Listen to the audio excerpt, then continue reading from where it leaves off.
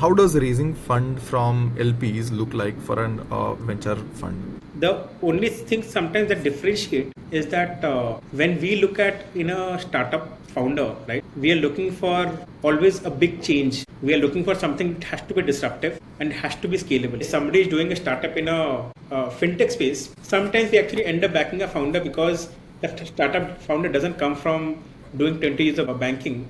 Because if you've done 20 years of banking, you'll probably be a lot more risk averse. For a startup founder or startup, that becomes actually a more important thing for us to look at. But this is very completely reverse when you look at LPs invest into fund managers where experience really matters. They are putting the money with for a lot more certainty and predictability of returns rather than how they look at as a startup.